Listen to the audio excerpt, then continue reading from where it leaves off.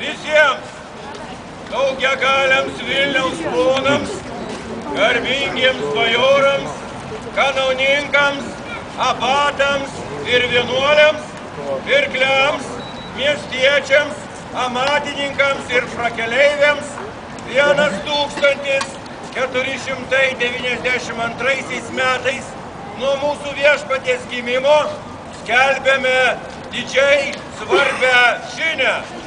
Vilniuje sušauktas Seimas, kuriame dalyvavo Mykolas Glinskis, Lucko kunigaikštis Simonas, taip pat Alšėnų, Giedraičių bei Mstislavo kunigaikščiai.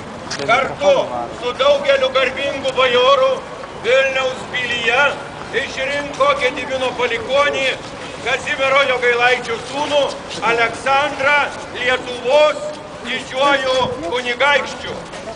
Jis pataps mūsų valdovo Aleksandro II, nes pirmu Aleksandru buvo garbingasis Vytautas Kęstutaitis.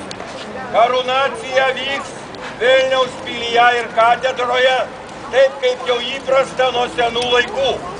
Didžiojoje pilies salėje iškilieji tarybos ponai uždės Aleksandrui perlais ir brangakmeniais papuoštą kunigaikštiškąją kepurę, apsiaus jį kunigaikščio mantiją ir pasodins į valdovo sostą.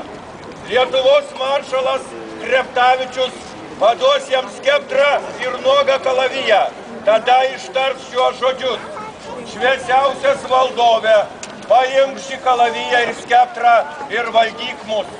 Visados ir nuolat atmink, kad šis kraštas mums ir tau svarbesnis už visus kitus svetimus kraštus, už visas karalystės ir imperijas.